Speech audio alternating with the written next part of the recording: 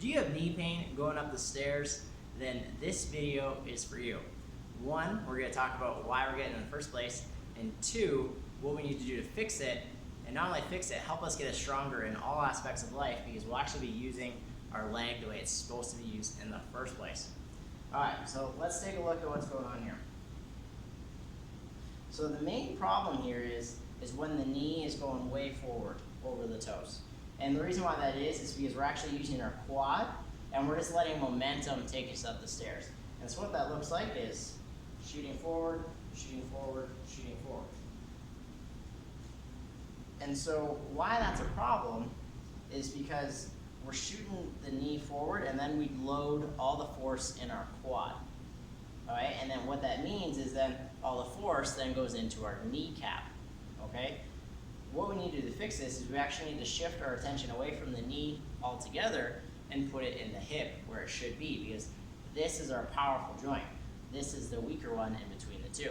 And so how do we realistically fix that is we, again, load our hip. And how do we do that is we shift our hip backwards.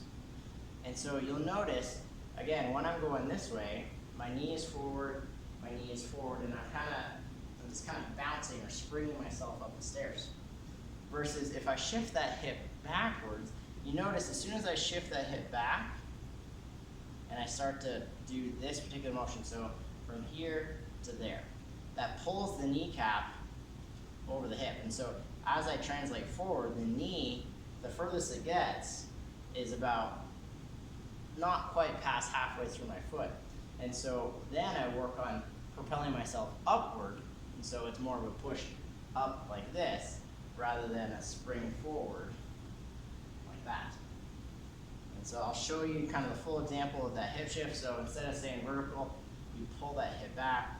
This is going to load your glute hamstring, and it's going to divert about 66% of force away from your quad, and it's going to put it to the back instead of all to the front.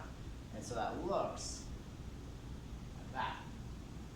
And so you notice when I do that, my knee no longer moves a lot in space. It stays relatively fixed and my body moves around it because it's actually my hip doing all the work. And so just watch this one. So this there, my knee is staying really static versus going back and forth is all the force is going in. And so that's up the stairs. Shift back and go up. And yes, you are going to be tilted a little bit forward, but that's okay because you're not bending at the back, you're bending at the hip. So now coming down. Coming down is pretty tricky here because if I go over here, pretty much no matter how I come down the stairs going forward, my knee is going to go way past my toe. And this is the muscle that's slowing me down here. It's all in my quad. And so the way to divert that away is to load the railing. And so you're going to put about pretty much as much weight as you can into the railing. Now, alternatively, what you can actually do to spare your knee altogether is go down backwards. And so the way that looks is I'll just show you it's pretty much the same as going forward. I just step back, and then you're going to notice my knee, it's not shooting forward yet. So that knee stays nice and strong. So I'll give you a couple steps to look at it. So it's step one, down, watch my knee in space. It's more just, again, I'm loading my glute and hamstring, I'm not loading my quadricep. And so if you have a lot of knee pain, I'm going to actually recommend that you just go down the stairs backwards.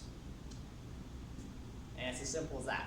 And so if you make those changes, you're not only going to reduce your pain with stairs, you're actually going to develop your glute and hamstring more, which is going to help you with all aspects of leg function and performance. So I look forward to serving you in the next video.